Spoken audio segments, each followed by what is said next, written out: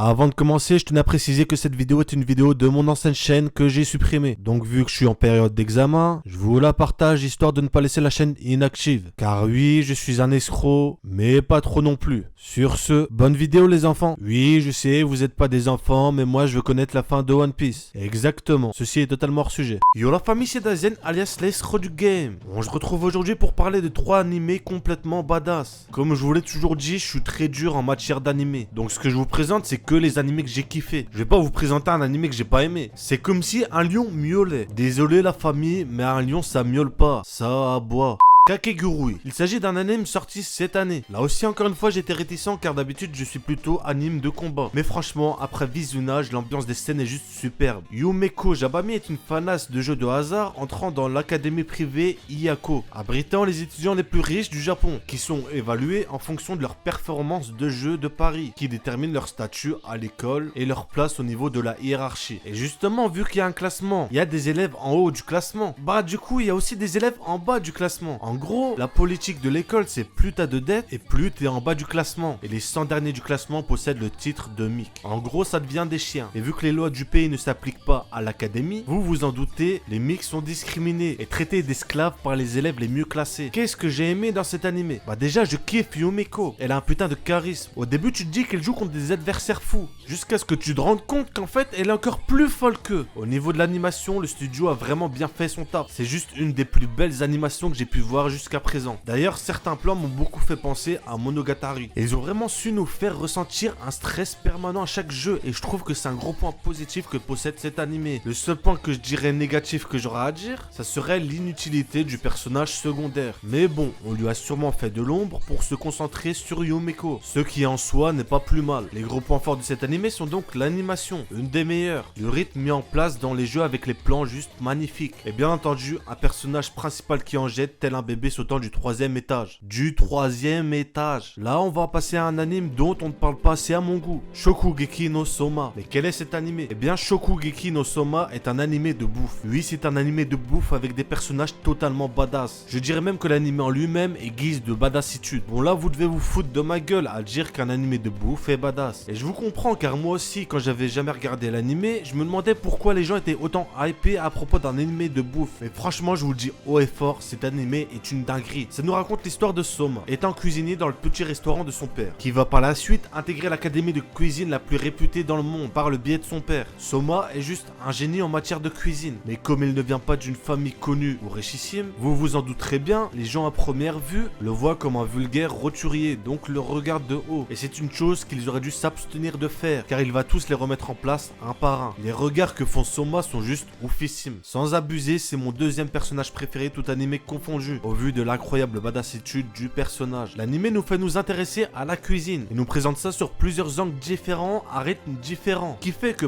même si on kiffe pas la cuisine, on est à fond dedans car tout est mis en place pour nous intéresser à chaque moment de l'anime, que ce soit la recherche d'ingrédients, la préparation ou bien le verdict final. Et là aussi pendant le verdict final, on a un stress qui pèse sur nous et ça la famille, c'est kiffant. Et le pire c'est que Soma n'est pas le seul personnage badass de l'œuvre, très loin de là. Rien que son père ou d'autres élèves en jettent de ouf. Et honnêtement, en excluant One Piece, je n'ai jamais vu un animé avec des personnages qui en jettent autant. L'anime possède actuellement 2 saisons, plus la 3e qui est en cours. Et franchement les gars, je vous le redis encore, mais cet animé vaut vraiment le coup. Kizumonogatari. Kizumonogatari est un film d'animation juste exceptionnel en tout point. Il est séparé en 3 films d'à peu près 1 heure chacun. Il raconte l'histoire d'Aragi qui est un lycéen banal sans amis, ou presque puisqu'il s'est lié d'amitié avec une jeune fille nommée Anekawa. Puis un jour il rencontrera un vampire, ou plutôt une vampire. Et c'est là que toute sa vie bascula. Il devint lui-même un vampire, et par la même occasion, une cible pour les chasseurs de vampires. Bon, que dire? Eh bien j'ai trouvé les films juste exceptionnels. Quand je les ai regardés, il n'y avait que les 2 premières parties qui étaient sorties. Et la famille, je vous dis pas comment j'étais impatient que la 3e partie sorte, tellement que j'avais kiffé. Mais qu'est-ce que ce film a de si exceptionnel? Eh bien parlons tout d'abord de l'animation qui non seulement est originale, mais est oufissime. Bon, c'est vrai qu'à première vue, elle peut paraître bizarre, mais on s'y habitue très rapidement tel un léopard sur la lune. Un léopard sur la lune. Les combats sont juste sublimes. Les effets d'explosion, les plans et les rythmes sont trop bien faits. Mais ce que j'ai trouvé vraiment ouf en plus des combats dans ce film, c'est l'intensité des scènes de discussion. Oui, ils ont réussi à rendre exceptionnel quelque chose qui est banal. Ils ont réussi à mettre de l'intensité et du rythme dans de banales conversations, grâce à des différents changements de plan et zoom juste sublimes. L'humour et surtout l'émotion, beaucoup présent, est très bien réussi. Le film a une suite en animé de 96 épisodes séparés en plusieurs saisons. Je vous mettrai la chronologie en description si vous êtes intéressé. Pour la suite en animé, cette fois-ci on se concentre là aussi dans les émotions et l'humour, mais surtout dans la morale et la philosophie profonde ressortant des dialogues. Car oui, la famille, 80% de l'animé c'est du dialogue. Et honnêtement, avant de regarder l'animé,